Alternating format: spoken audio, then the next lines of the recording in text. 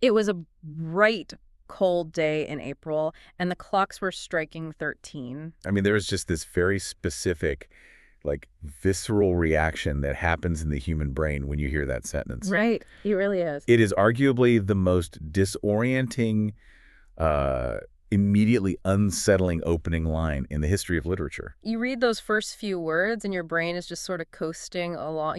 It's processing a completely recognizable reality. Yeah, exactly. It's April. The weather is cold. It's bright out. Well, they're clocks. Everything is normal. But then, right at the very end of the sentence, the fundamental rules governing that reality are just quietly shattered. Because clocks do not strike 13. They don't. And before you have even met a single character, before you've read a single line of dialogue or understand the setting, you have been put on notice. The world you are entering is one where the basic tenets of logic, math, and objective reality have been completely overridden by some unseen authority. Which brings me to a question I want to ask you, the listener, right up front today. Have you ever felt like you are living in a world where the clocks are striking 13? Ooh, that is a good question. Right. A world where reality feels just a little bit distorted, where the things you thought were absolute empirical facts suddenly seem up for debate. That underlying sense of cognitive dissonance, that creeping suspicion that the foundational agreements of our society are being altered in real time. I mean, it has become incredibly pervasive. It really has. And that is exactly what brings us to the material we are examining today. Welcome to today's deep dive. Glad to be here for this one. It's a heavy topic, but so important. Our mission today is to unpack a phenomenon that is, frankly, as fascinating as it is deeply concerning. We're looking at why a dystopian novel published in 1949, a book explicitly written as a terrifying warning about a totalitarian future, is currently surging in sales worldwide. We are, of course, talking about George Orwell's 1984. But here's the thing. People are no longer reading it as a piece of speculative science fiction. Not at all. They are reading it as if it is an operations manual for the 2020s. The shift in how this text is consumed is just profound. It transitioned from a cautionary tale about a hypothetical future into a mirror reflecting our immediate present. For a growing number of readers across the globe, the mechanics of oppression that Orwell mapped out, well, they feel less like fiction and more like a documentary. And we have a really substantial stack of sources guiding our journey today to figure out exactly why that is. Yes, we are pulling from a really intricate retrospective published on Medium by Ankita Pathak. Which dissects the 75th anniversary of the book and its startling modern parallels. We are also drawing heavily from a deeply profound essay by the acclaimed novelist Elif Shafak. She wrote this piece for the Folio Society's 75th anniversary edition of the book, right? Exactly, and it was recently featured in LitHub. It's fantastic. And finally, we have a rigorous historical and psychological analysis by Gene Seaton for the BBC.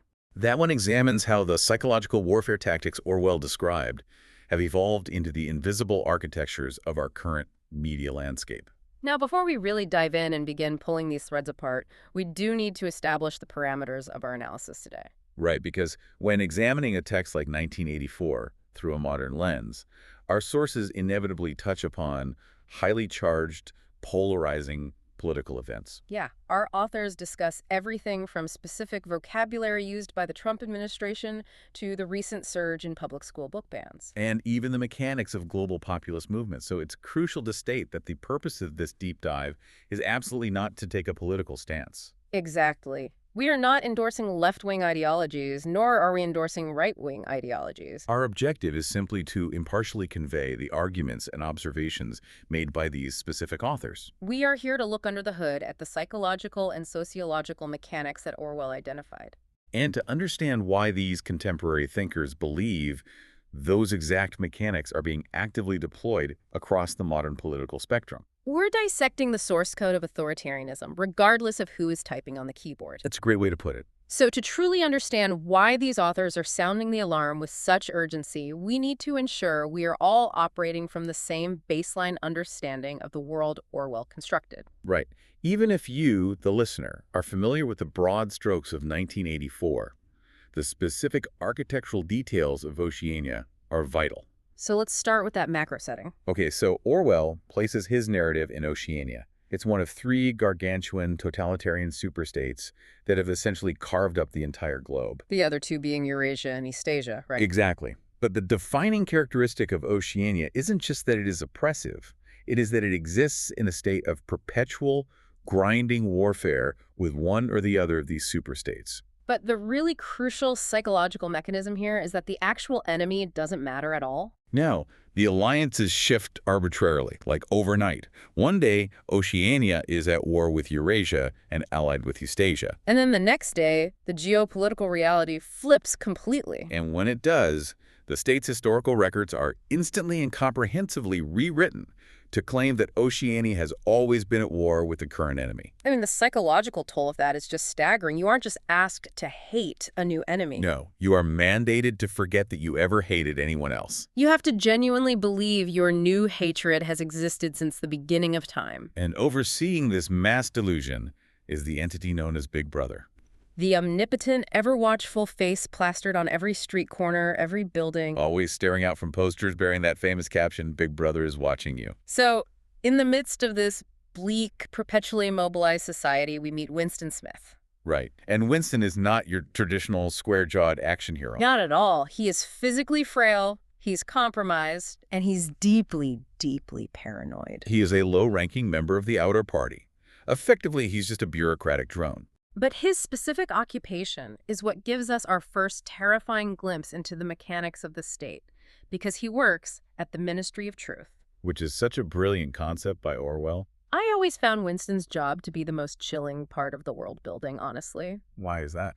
Because it exposes the sheer banality of how tyranny actually operates. Winston just sits in a cubicle. Right, just doing his 9 to 5. Yeah, he receives pneumatic tubes filled with orders to alter past issues of the times. So if Big Brother made a prediction 3 months ago that turned out to be completely wrong, Winston literally cuts out the old article, rewrites a new one where Big Brother was perfectly correct, and drops the original, true document down a chute called a memory hole. where it is incinerated, Yeah. gone forever. He is essentially a blue-collar mechanic in the factory of state-mandated reality. Winston's occupation perfectly illustrates the terrifying paradoxes embedded in the very names of the state's 4 main ministries. Oh, the ministry names are so messed up. Both Shafak and Seaton highlight how these names are masterpieces of linguistic and psychological manipulation. They are explicitly designed to induce cognitive dissonance. Let's break them down. First, you have the Ministry of Peace.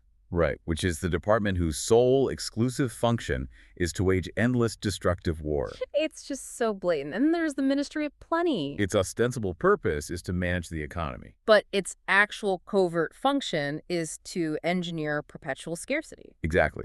They manufacture starvation, they create artificial shortages of basic goods. Like razor blades and chocolate. I remember that from the book. Yeah, and they maintain a rigid system of poverty.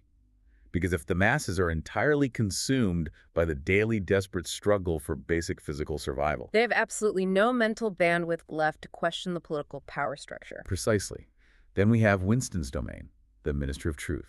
which operates as a massive propaganda engine dedicated to the systematic erasure of facts, the manufacturing of lies, and the destruction of historical memory. And finally, the most horrifying paradox of them all, the Ministry of Love. Oh man, the Ministry of Love. This is the law and order branch. It is a windowless fortress. And it is the place where systemic, unimaginable torture is conducted. It is where political dissidents are taken to be psychologically and physically dismantled, Our sources note this ministry is also responsible for managing the forced labor camps. which the regime, in a final twist of linguistic cruelty, cheerfully refers to as joy camps. Joy camps. I mean, it's just sick. Which brings us to the core thesis of Ankita Pathak's analysis. Yes, she emphasizes that Orwell's true genius wasn't merely in predicting a terrifying society. It was in inventing the precise vocabulary required to explain the suppression of the human mind.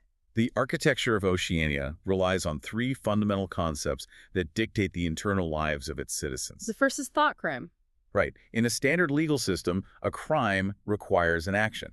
You have to actually do something illegal. But in Oceania, the physical act of rebellion is totally irrelevant. Simply harboring an unorthodox, rebellious, or even slightly nonconformist thought is a capital offense. The state does not just police your behavior. It polices your inner life, your silent doubts, and your unexpressed anxieties. It's total control. But how do you even enforce that? I mean, if I'm a citizen of Oceania, how do I stop myself from having a stray thought? That leads directly to the second concept, newspeak. Ah, right, the language of the party. The party recognizes that thought is inextricably linked to language. If you lack the words to describe a concept, you cannot conceptualize it. Newspeak is the mandated fictional language of the state. But unlike every natural language in human history, which expands and evolves to accommodate new ideas and nuances, newspeak is intentionally engineered to shrink. The dictionary gets thinner every single year. The explicit goal is to systematically delete the vocabulary required to articulate a dissenting thought. So, if the state removes the word freedom and all its associated synonyms and historical context, How can a citizen even formulate the demand to be free? The concept literally becomes unthinkable. it's an act of preemptive psychological amputation. You are cutting off the brain's ability to navigate outside of a state-approved corridor. And the third concept, which might be the most insidious, is doublethink. Pathet describes doublethink as the central psychological mechanism that prevents the entire society from collapsing under the weight of its own absurdities. Doublethink is the trained ability to hold two mutually exclusive, completely contradictory beliefs in your mind at the exact same time. And to genuinely accept them both as absolute truth. It is not merely lying. It is a willful, profound act of self-deception. The party's primary slogans rely entirely on this cognitive short circuit. War is peace. Freedom is slavery. Ignorance is strength. To survive in Oceania, a citizen must deeply believe these paradoxes. Taking all of this in, the memory holes, the thought policing, the mandated cognitive dissonance, Elif Shafak points out a truly spectacular historical irony. Oh, this is fascinating. George Orwell, the man, was notoriously pedantic about language. He really was. He wrote entire essays eviscerating lazy writing, political jargon, and the use of cliched phrases. Phrases that allow people to avoid thinking critically. He absolutely despised when language became an automatic, unthinking reflex. And yet his own name, Orwellian, has evolved into the single most widely used, heavily relied upon literary adjective in the English language. The irony is just inescapable. Shafak notes that Orwellian has far surpassed other literary descriptors, It is used way more frequently than Dickensian to describe poverty, or Kafkaesque to describe absurd bureaucracy. and definitely more than Freudian or Machiavellian. It has become a linguistic catch-all. Today, the term is deployed endlessly across the political spectrum to describe anything from invasive corporate surveillance to restrictive government policies. Or honestly, simply a political argument the speaker finds unsettling. Shafak poses such a fascinating question here. What is it? She asks, would Orwell be deeply offended that his name has been flattened into the exact kind of thought-terminating cliché he dedicated his life to destroying? Wow. Or would his cynical side appreciate the grim humor that his name is now a foundational piece of modern newspeak? That is a brilliant observation, and that word hasn't just colonized political science and journalism, it has utterly saturated popular culture. The concepts of 1984 are just part of our shared cultural DNA at this point. The footprint is massive, and it spans decades. Yeah, back in the 1970s, David Bowie was so captivated by the world building that he attempted to mount a full theatrical musical based on the novel. Wait, really? A David Bowie 1984 musical? Yeah. He was denied the rights by Orwell's widow, but fragments of that project survived, including his track literally titled 1984. That's incredible. And moving to the 2000s, Radiohead released the blistering, anxious track 2 + 2 = 5. Which is a direct, visceral reference to the psychological breaking of Winston Smith in The Ministry of Love. More recently, the Manic Street Preachers released a song explicitly titled Orwellian. The vocabulary Orwell invented has become the default shorthand artists use to express a very specific flavor of modern dread. Looking at the sheer scale of how his ideas have permeated our reality, I've been trying to wrap my head around a core question. Okay, lay it on me. Did George Orwell just get incredibly, astronomically lucky with his predictions? Or did he essentially sit down in 1949 and write the fundamental source code for human tyranny? That is the million-dollar question. Because when you look at how the institutions of Oceania are structured to trap the human mind, it functions exactly like the architecture of a massive high-stakes casino. Oh, I like this. Break down the mechanics of that comparison. How does the architecture of Oceania mirror a casino floor? Well, think about how a modern casino is engineered. The common saying is the house always wins, right? Sure. But it's not just about the mathematical odds of the card games, it's about the environmental psychology. Okay, I follow you. When you walk onto a casino floor, you are stepping into a highly manipulated synthetic reality. There are no windows, so you are entirely disconnected from the natural cycle of day and night. Right, you lose track of time. And there are no clocks anywhere on the walls, ensuring you lose all perspective of time, unless, of course, they are striking 13. Nice tie-in. The carpets are designed with loud, aggressive patterns to keep you subconsciously overstimulated and awake. I never thought about the carpets, but that makes sense. The pathways are intentionally labyrinthine. The exits are obscured and difficult to locate, subtly discouraging you from leaving. I literally get lost in there. Exactly. The free alcohol is a calculated investment to lower your inhibitions and degrade your critical decision-making skills. Right. And the chips you use abstract the concept of real money, making it easier to part with, much like how Newspeak abstracts the concept of real thought. Oh, wow, that is a solid connection. Every single micro decision in that building is meticulously engineered by behavioral psychologists to bypass your logical defenses, keep you compliant, and extract your resources. So Oceania is basically a geopolitical casino. Yes. Big Brother's Oceania operates on the exact same principles, just scaled up to a massive level. It is a closed-loop environment designed to ensure the psychological house always wins. And the exits to independent thought are permanently bricked up. Exactly. That is a remarkably precise way to visualize the mechanics of the novel. Oceania is a totalizing environment where the architecture itself is the weapon. Right. And this analysis leads us directly into what our sources argue is the most alarming shift in how we interpret this book today. Okay, what's the shift? Well, for decades, readers in Western democracies approached 1984 as exactly that, a theoretical, speculative blueprint of a casino they believed they would never, ever be forced to enter. It was a terrifying story about what could happen to other people living under other regimes in distant parts of the world. But both Elif Shafak and Gene Seaton make the compelling case that this comforting illusion of distance has completely collapsed. It has, and to understand why that illusion collapsed so violently, we have to examine the geopolitical psychology of the late 20th century. We have to talk about the false comfort of what political theorists used to refer to as the solid lands. Elif Shafak approaches the shift not as an abstract political theory, but through her own lived experience, right? Yes. In her essay, she recounts her time as an undergraduate student in Turkey. Yeah. She remembers finding a battered, secondhand copy of 1984 and reading it for the first time. And for her, consuming this novel was not an exercise in exploring a distant sci-fi dystopia. It was not a theoretical warning. No. She writes that the world of Oceania felt eerily familiar and dangerously close. Because she was reading it while living in a country that was actively experiencing systemic human rights violations. She was watching in real time as official state propaganda worked to systematically erase historical chronicles. She was seeing taboo subjects vanish from public discourse. And watching journalists, academics, and citizens who dared to question the dominant state narrative get branded as traitors or enemies of the people. Shafak argues that for individuals living in what she terms wounded democracies, nations oscillating between fragile freedom and outright dictatorship, Oceania was never a far-fetched fiction. For them, the mechanisms of 1984 were already deployed and operating. The clocks were already striking 13. But the psychological state of the West during that exact same time period, the 90s and the early 2000s, was radically different. Oh, completely.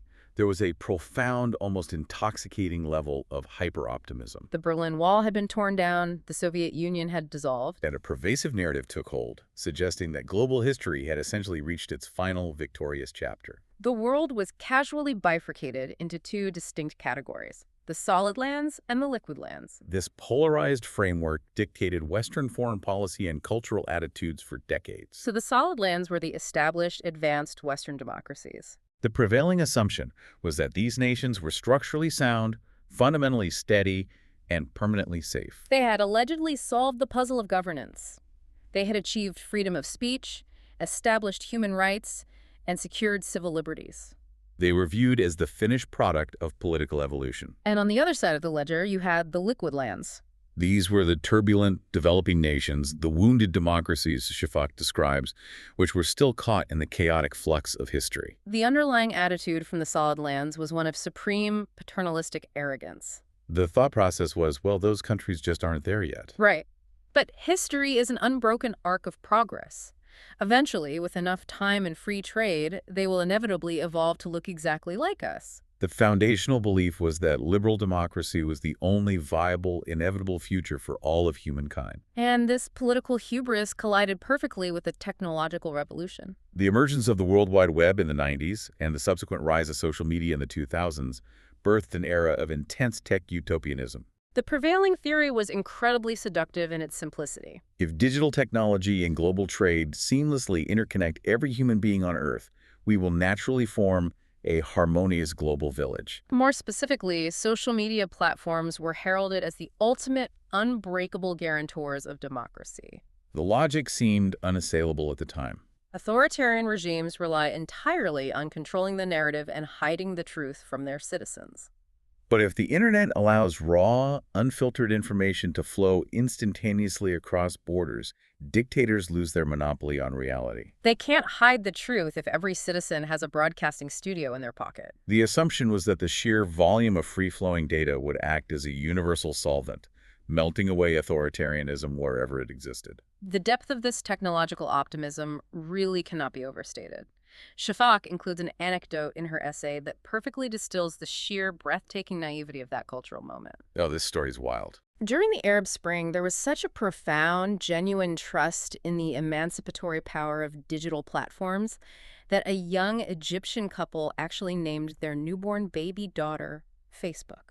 I still can't get over that. I want you listening to just pause and fully absorb the weight of that. Seriously. Two parents looked at their newborn human child and chose to name her after a Silicon Valley tech corporation. Because in that specific historical window, they genuinely viewed that platform not as an advertising apparatus, but as a sacred beacon of human liberation. It is the ultimate time capsule of hyper-optimism. But history did not stop. No, it didn't. By the time that child reached adolescence, the global landscape had dramatically and violently pivoted. Shafak points to the year 2016 as the definitive turning point where the cultural mood snapped. The soaring optimism curdled into blatant, widespread pessimism. The data became undeniable. Democracy wasn't naturally expanding across the globe. It was demonstrably in retreat. Authoritarianism was evolving, adapting to the digital age, and gaining ground. And the truly terrifying realization for people sitting comfortably in the West was that this democratic erosion wasn't just happening in the volatile liquid lands. Suddenly,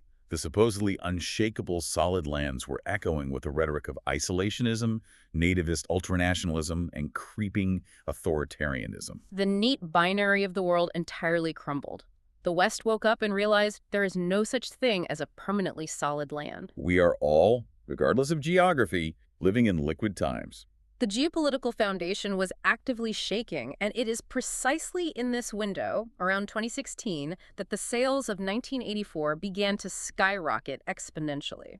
Shafak notes that this resurgence was remarkably pronounced in the United States. And adhering strictly to our commitment to report the arguments of our sources impartially, Shafak directly traces this spike in American book sales to a specific moment. The Trump administration's introduction of the phrase alternative facts into the public discourse. We are looking at this purely through the lens of psychological mechanics. Shafak's argument is that when American citizens heard the phrase alternative facts deployed from an official government podium to contradict empirically provable reality, it triggered a massive cultural shockwave.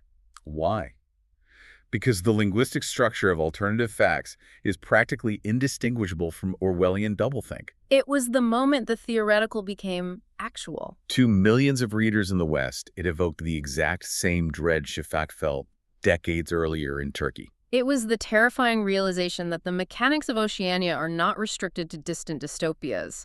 The machinery of reality manipulation was operating in their own backyard. So true. Trying to visualize this massive shift in global psychology, I keep coming back to the image of the solid lands. Okay. It's as if Western society spent decades building a magnificent, sprawling mansion. The architecture is breathtaking, the foundation looks impregnable, and generations of people have lived inside feeling utterly secure. But the builders willfully ignored the geological survey showing that the mansion was constructed directly on top of a massive tectonic fault line. Exactly. The structure felt permanent only because the tectonic plates deep beneath the Earth hadn't shifted recently. But the unimaginable kinetic pressure was always building, silently, in the dark. The potential for a catastrophic earthquake was baked into the geography. And when the plates finally slip, the beautiful architecture above means nothing. So true. The question I have for you listening is this. When did you first realize the foundation of your own solid land was built on a fault line? When did you first feel the tremors that told you the ground beneath your feet was not as stable as you were promised? That realization that democratic stability is an incredibly fragile construct requiring perpetual defense coincided with an equally shattering revelation about our technology. The utopian dream that the internet would inherently protect us from Big Brother evaporated. Instead, as Ankita Pathak and Gene Seaton meticulously detail, the digital revolution fundamentally upgraded the architecture of surveillance. This is where the narrative shifts from abstract political philosophy to the immediate physical reality of the devices sitting in our pockets right now. Let's delve into the mechanics of modern surveillance and what these authors describe as the commodification of the self. Because if there is one piece of technology inextricably linked to the terror of 1984, it is the telescreen. In Orwell's vision of Oceania, the telescreen is the ultimate instrument of state control. It is a mandated piece of hardware installed in every private residence and public square. It functions as a perpetual two-way mirror.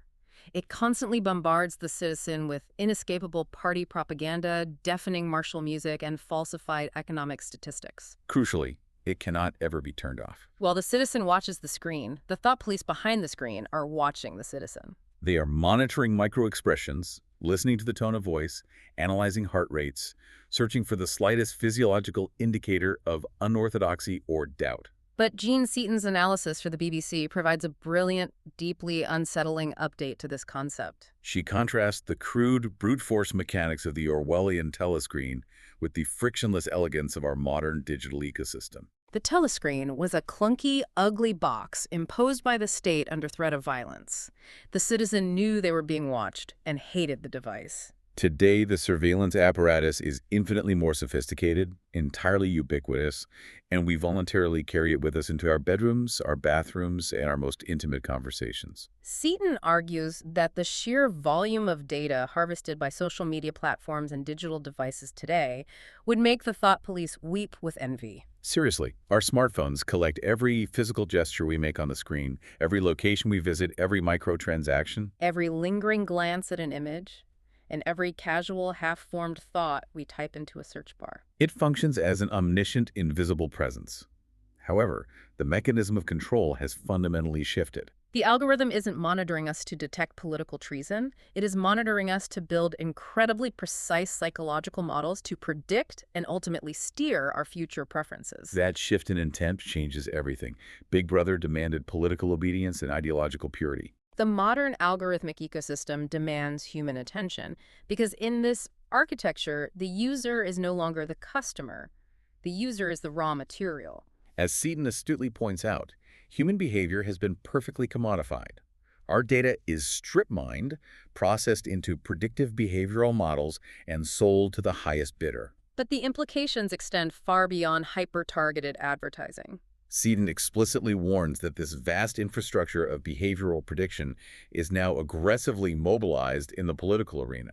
The exact same algorithmic tools designed to deduce whether you are more likely to buy a specific brand of sneakers are deployed to deduce what specific combination of words, images, and political rhetoric will most effectively trigger your deepest anxieties, your moral outrage, or your tribal loyalty.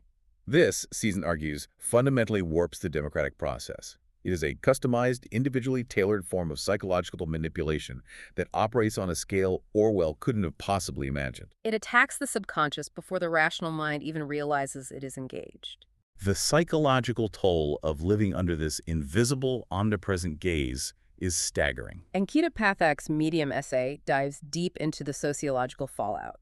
She argues that existing in a state of constant participatory surveillance, even when it is orchestrated by Silicon Valley corporations rather than a central government, generates an atmosphere of pervasive anxiety and self-censorship. Consider the behavioral shifts that occur when humans know they're being observed. Pathak notes that the hyper-awareness that our digital actions, our fleeting thoughts, and our decade-old posts might be scraped, analyzed, and surfaced out of context creates a profound chilling effect on human expression. People become terrified of articulating nonconformist views or asking genuine, messy questions. They preemptively censor themselves. They begin curating a sanitized, highly performative version of their identity, designed specifically to avoid offending the prevailing orthodoxy of their digital tribe or triggering the punitive wrath of the algorithm. Pothok argues this relentless pressure to conform to an ever-shifting digital consensus leads to severe mental health crises and the gradual, tragic erosion of authentic individuality. It is the ultimate triumph of surveillance, the internalization of the thought police. The state no longer needs to employ an army of agents in black coats to monitor your behavior. You have been trained to meticulously police your own thoughts, to shrink your own worldview, to avoid being targeted by the online mob. But exploring this leads to what I consider the most tragic irony of our time. Yeah. In 1984, Big Brother had to use the threat of violence and execution to force a telescreens into the homes of Oceania. The citizens lived in terror of the devices. But us, we wait in line for hours outside brightly lit stores. We eagerly pay thousands of dollars for the privilege of carrying a device that meticulously tracks our geolocation, monitors our biometric data, and records our private networks. We willingly opted into the panopticon. And the question that haunts me is this. If we enthusiastically build and fund our own surveillance state simply because it offers us the frictionless convenience of food delivery and social validation, does that make our reality less Orwellian or infinitely more dangerous because we are complicit in our own capture? That is the defining question of the digital age. It implies that systemic control is vastly more resilient when it is heavily disguised as convenience and connection. But as our sources emphasize, extracting data and predicting behavior is only the first phase.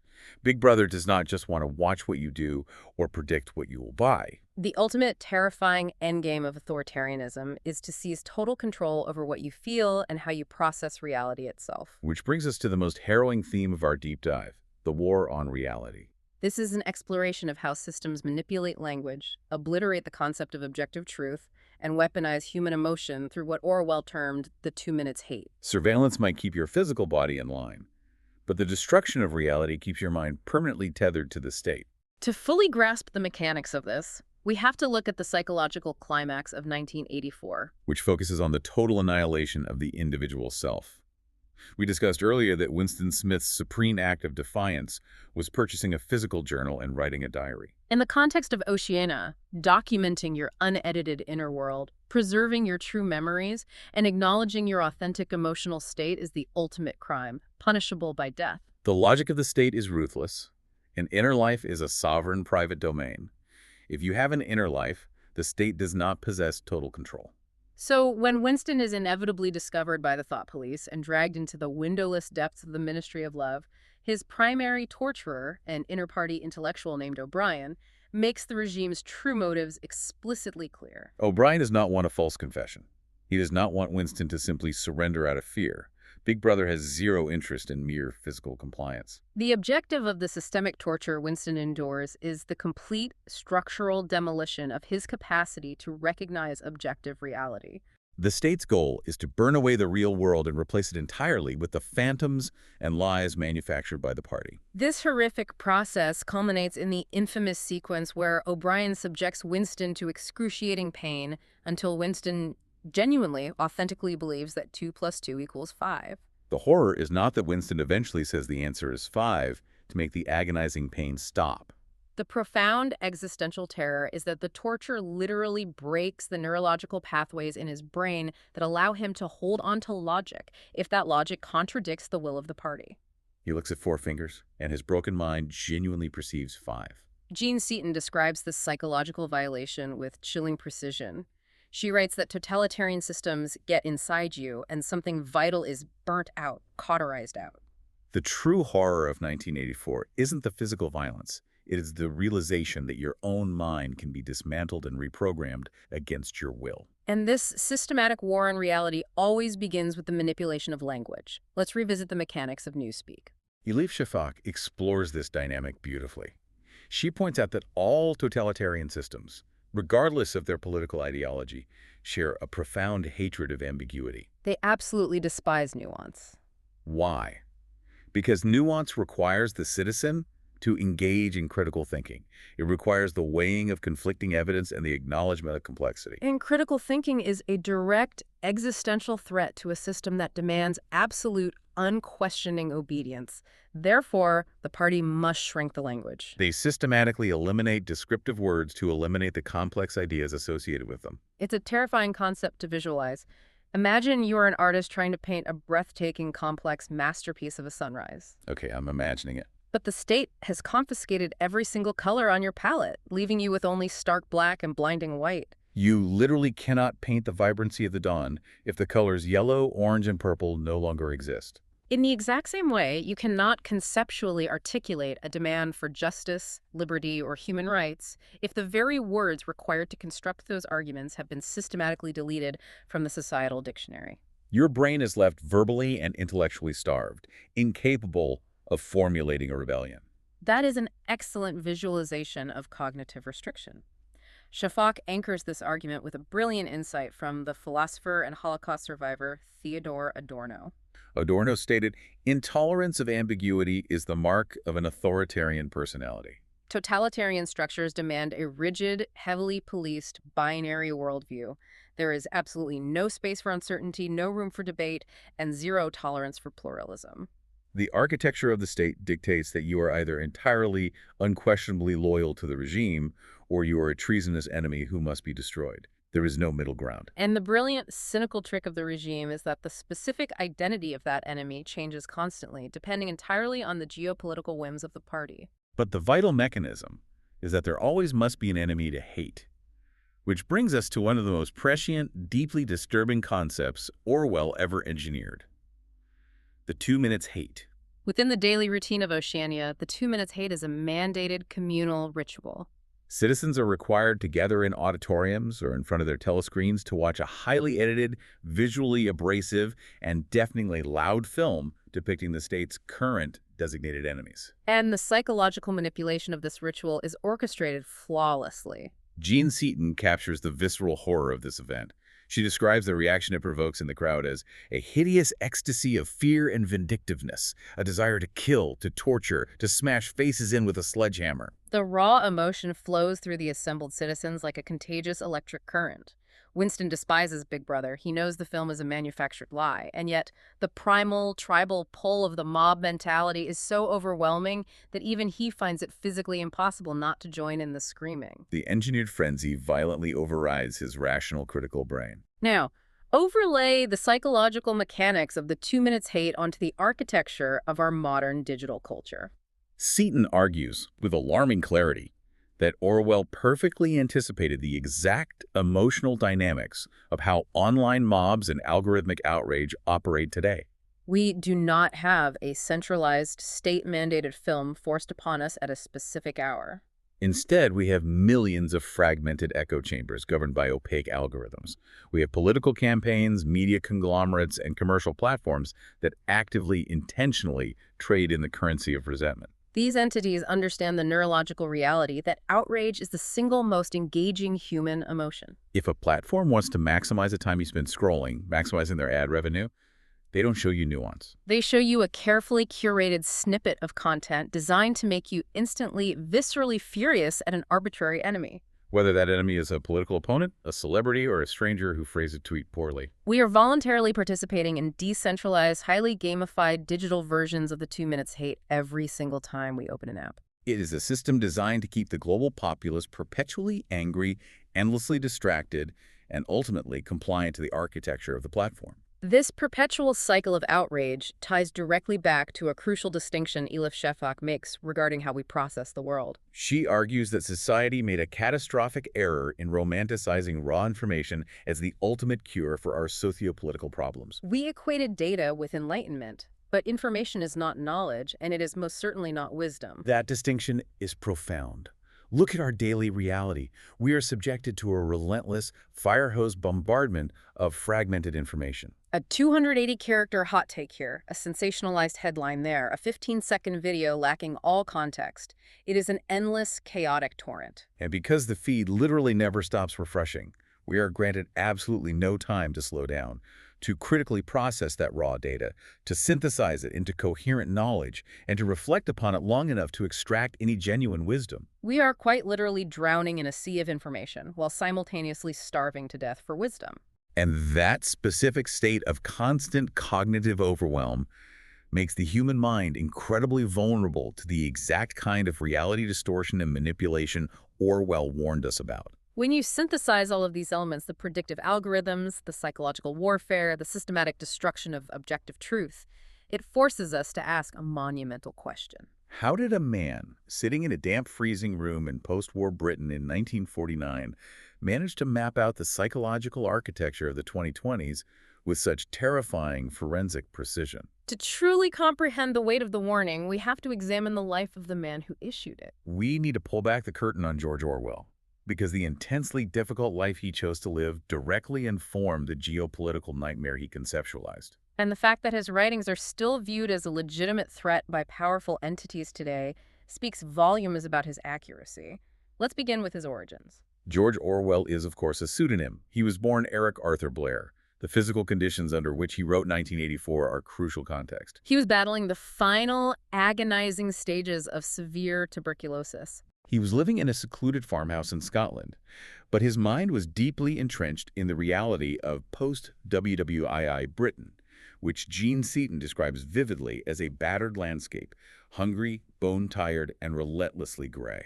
The country was exhausted by war, struggling under strict rationing, and Orwell was pouring every ounce of his dread regarding the future of the human race into this final manuscript. But it's vital to understand that his profound insights were not the result of a detached academic observing poverty from a comfortable university office. Orwell actively, intentionally lived his political beliefs in a manner that very few intellectuals ever dare to. He craved firsthand experience with the brutal systems he intended to critique. He voluntarily plunged himself into severe poverty, working as a dishwasher in Paris and living as a tramp in London, specifically to understand the visceral, grinding reality of the working class. And the most pivotal, transformative experience of his life occurred when he traveled to fight in the Spanish Civil War. Orwell was fundamentally opposed to fascism, and he believed that maintaining a stance of theoretical pacifism in the face of an aggressively expanding absolute evil was a moral luxury that only the privileged could afford. He volunteered for the militia, put a rifle over his shoulder, and went to the front lines. But it was in the chaotic trenches of Spain that his political worldview was violently and permanently shattered. This is the absolute crux of his political awakening. He went to Spain to fight for the Republic, and he embedded with a Marxist militia known as the POUM, which was anti-Stalinist. And what he witnessed there was the ultimate betrayal. He experienced the hollow, murderous hypocrisy of ideological utopias firsthand. His faction, the people he was fighting alongside, were systematically hunted down, arrested, and executed. But they weren't murdered by the fascist forces they had come to fight. They were betrayed and slaughtered by the Soviet-backed pro-Stalin forces who were ostensibly on their own side. That betrayal fundamentally rewired Orwell's understanding of power. He saw the brutal, cynical reality hiding behind the soaring rhetoric of liberation. He witnessed the terrifying self-deception of the true believers who could justify the murder of their allies in the name of ideological purity. He came to a profound realization. A tyrant wearing the mask of a revolutionary liberator is just as dangerous, if not significantly more so, than a tyrant wearing the mask of a traditional oppressor. He learned that the lust for absolute power and the willingness to crush the human spirit to achieve it is not restricted to the political right or the political left. Authoritarianism is a mechanism of control that can seamlessly infect and hijack any ideology. But amidst this exploration of his genius, Gene Seaton includes a very necessary caveat in her BBC analysis. She cautions the reader against the impulse to canonize Orwell. He was not a flawless saint, and he was not an infallible mystic. She points out that his personal writings contain views on feminists, vegetarians, and various social groups that were deeply prejudiced and would absolutely not pass the moral standards of today. He was a complex, flawed man, deeply entangled in the prejudices of his era. However, Seaton argues that acknowledging his personal flaws does not diminish the immense value of his geopolitical insight. In fact, it highlights the unique nature of his strength. What made Orwell a generational thinker was his aloof integrity and his relentless, almost masochistic drive to observe the world as it actually functioned, rather than how he theoretically wished it to be. He possessed a forensic, uncompromising honesty. He was willing to unearth the darkest, most uncomfortable aspects of human nature and political structure, even when it alienated his allies. He absolutely refused to be intellectually compliant to any dogma, left or right. And it is precisely that relentless, uncompromising commitment to exposing the mechanics of power that makes his work an ongoing massive threat to anyone attempting to control a historical narrative today. Which brings us to a deeply alarming modern data point that Elif Shafak highlights in her essay. Relying strictly on the data Shafak presents, she points out a disturbing trend regarding intellectual freedom in the West. Between July 2022 and June 2023, the tracking of book bans across United States public schools revealed an increase of nearly 35%. She details that these organized bans are incredibly broad in their scope, targeting a wide spectrum of literature dealing with subjects ranging from racial inequality to LGBTQ identities. Essentially, any text that a specific local group deems to be unwanted, inappropriate, or contrary to their preferred cultural narrative. Again, maintaining our focus purely on the mechanics of the arguments presented by our sources, we are not here to debate the specific, localized politics of those individual school boards. We are here to convey Elif Shafak's stark warning as a globally recognized author. She views this expanding infrastructure of censorship as an expression of a deeply authoritarian impulse taking root in democratic soil. She warns that if the cultural muscle memory of banning uncomfortable ideas continues to strengthen, there may very well come a day in the near future when 1984 itself is systematically removed from the library shelves of Western democracies, simply because its forensic deconstruction of power is deemed too dangerous by those who wish to restrict critical thought. We already have empirical evidence of this dynamic globally. Seaton notes that authoritarian regimes around the world currently actively suppress, censor, or outright ban the novel. Yet, despite the severe risks, citizens living under those regimes continue to bravely pirate digital copies, print underground translations, and share the text. Why? Because they desperately require this specific vocabulary Orwell engineered, words like doublethink and newspeak, to accurately identify and articulate the mechanics of their own oppression. The profound irony of attempting to ban 1984 is truly staggering. It's like trying to hide a massive crack in a mirror by taking a hammer and smashing the entire mirror to pieces. You haven't hidden the flaw, you've only aggressively proved that the flaw exists. Banning a novel that is fundamentally explicitly about the existential, soul-destroying dangers of state-mandated censorship only serves to validate the novel's central thesis. If a governing body moves to ban Orwell, they are essentially walking onto a stage and enthusiastically auditioning for a leadership role in the Ministry of Truth. It is the ultimate, terrifying, real-world manifestation of doublethink. The idea that you must systematically restrict the freedom to read in order to protect the freedom of the society. So as we pull all these intricate, deeply unsettling threads together, from the shifting geopolitics of the 90s to the invisible architecture of algorithmic surveillance to the life of the man who saw it all coming, What is the ultimate takeaway for us as we navigate the world today? I believe the cohesive synthesis of Ankita Pathak, Elif Shafak, and Gene Seaton's work is that 1984 must no longer be categorized as a historical artifact of the Cold War. It is a vital, urgent handbook for the incredibly volatile era we are currently navigating. It is a diagnostic manual that clearly explains the deliberate erosion of objective truth. It exposes the insidious, invisible dangers of a participatory surveillance state where human behavior is the ultimate commodity. And above all, it emphasizes the absolute, non-negotiable necessity of fiercely protecting our language, demanding nuance, and preserving historical memory against any entity that attempts to flatten reality into a simplistic, binary us versus them narrative. It serves as a stark, unforgiving reminder that a democratic society is never a solid, unshakable foundation. It is a liquid, fragile, highly temporary agreement that requires relentless vigilance and active participation to maintain.